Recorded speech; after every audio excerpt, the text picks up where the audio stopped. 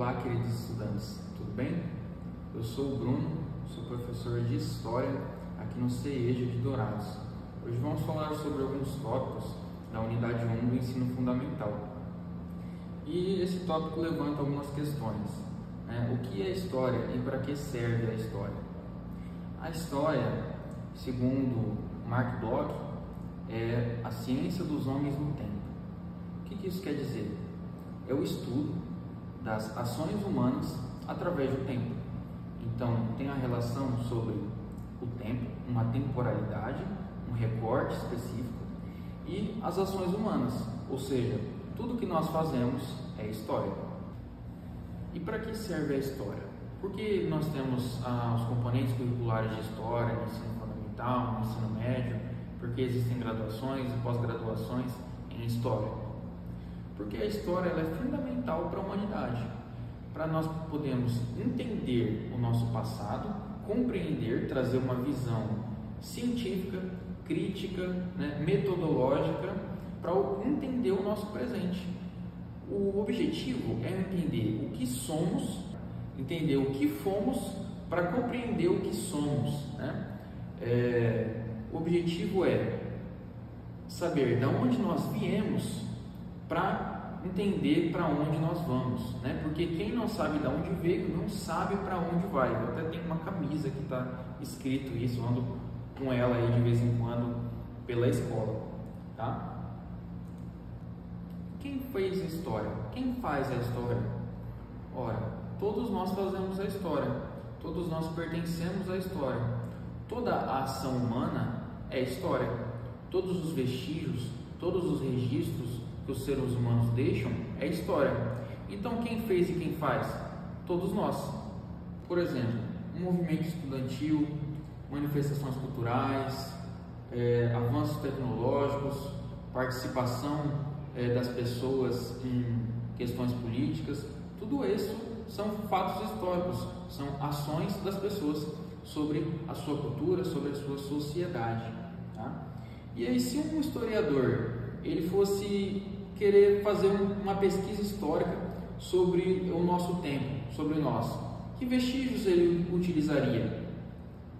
Ora, ele poderia utilizar as construções, Por exemplo, o prédio aqui da escola, ele conta a história de vocês, estudantes, que vieram aqui estudar, terminar o seu ensino fundamental, o seu ensino médio. Ele conta também que houve um movimento dentro da nossa sociedade de aprendizado, de aprender novas coisas, de não ficar no mesmo, tá? As nossas roupas, os nossos diários, os nossos cadernos de estudo, tudo isso faz parte da nossa história. Então, se um historiador lá no futuro, 1000 anos no futuro, for olhar para o nosso passado, ele vai conseguir encontrar a escola, alguns registros que nós deixamos. Claro, não vão ser como estão agora, A escola provavelmente, se deixassem de existir agora, talvez elas estivessem em ruínas daqui a 1000 anos. Mas ainda vão ter alguns registros, ainda vão conseguir olhar para esse passado do mesmo jeito que nós olhamos para o passado de 1000, 2000 anos atrás, tá? A gente consegue encontrar os registros, os vestígios que os seres humanos deixaram. E como o historiador, ele vai olhar esse passado? Como ele vai estudar o passado?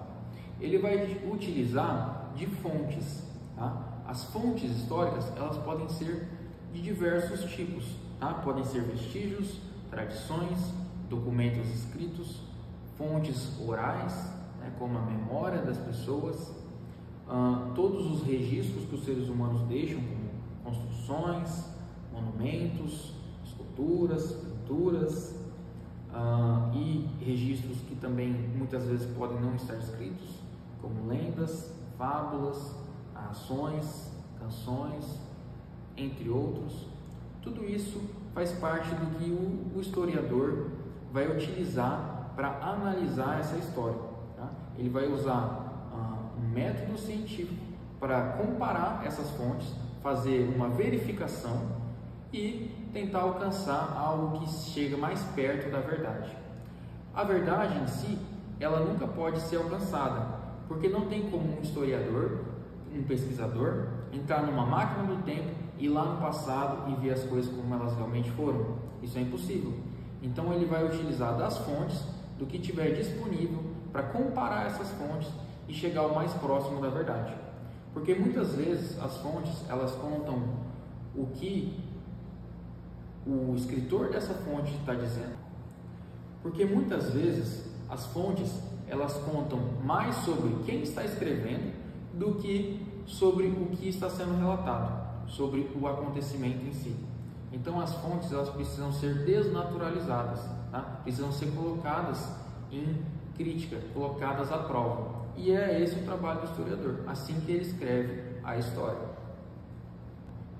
Como contar o tempo? Desde o surgimento da humanidade, os seres humanos têm uma necessidade de organizar o seu tempo. Tá? Então existem hoje diversas formas de se calcular esse tempo, de marcar esse tempo, tá?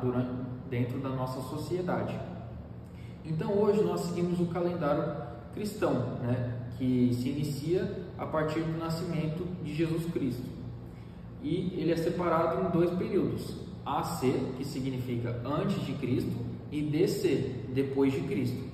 Mas existem outras formas hoje em dia que são utilizadas para marcar o tempo, né? Como os calendários chineses, judeus e árabes. Tá? Por exemplo, os árabes, eles se orientam a partir da ida de Maomé para Meca, no ano de 622. Tá? Então o ano 1 é o ano 622 nosso. Tá? Então existem outros calendários, outras formas de organizar o tempo. Então é isso, pessoal. Obrigado por assistirem o vídeo. Continuem estudando. Deixem aí nos comentários dúvidas, alguma adição que vocês queiram colocar aí ao nosso conteúdo. E é isso. Muito obrigado.